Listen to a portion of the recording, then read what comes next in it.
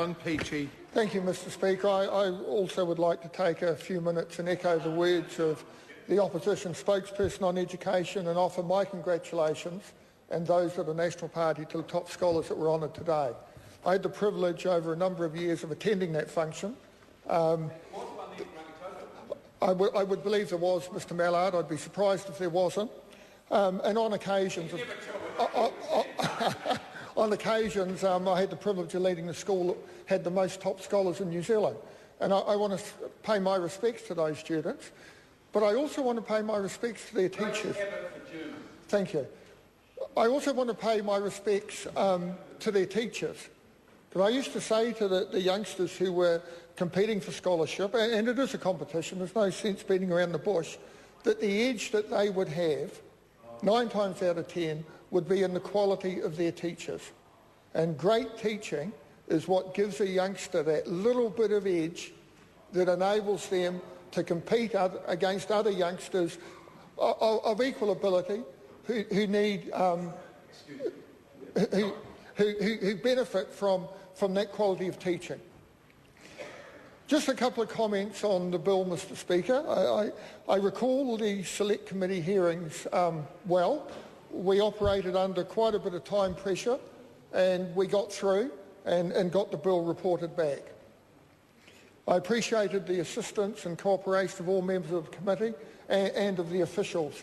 I just want to make reference to one part of the bill which I think is particularly important, and that's the provision around governance of schools, because for far too long schools have been allowed to fail, and there have been plenty of sort of reasons, excuses, explanations given. One of the greatest ones was brought back to me by thinking about the top scholars today, was that New Zealand has a world-class schooling system, and in many ways it does. But that cannot be an excuse for that long tail of failure that is occurring. And one of the things that we've learned over recent times is that good governance and good principles can turn a failing school around very, very quickly. I need look no further than my own electorate of Tamaki, where 2 examples in particular stand out: Poyntington Primary School and Tamaki College. Changes of leadership, enlightened governance, and suddenly things begin to move.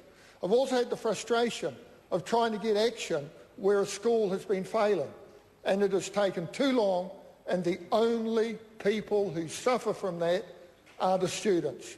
And I'm delighted that this bill is providing the mechanism to give far quicker, far more effective intervention when it needs to be occurring, before the problem gets so bad that the community votes in large numbers with its feet.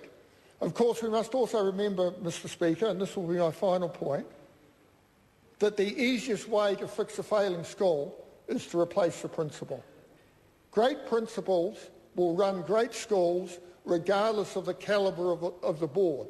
But a great board and a weak principal, the school will not flourish. That is the easiest, most straightforward way to fix failing schools. Of course, this House cannot do that. Legislation cannot do that. That has got to be a decision of whoever is governing the school of the time.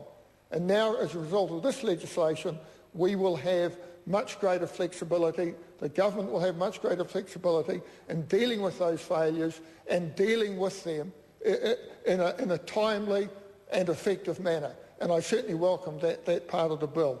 Mr Speaker, I commend the bill to the House.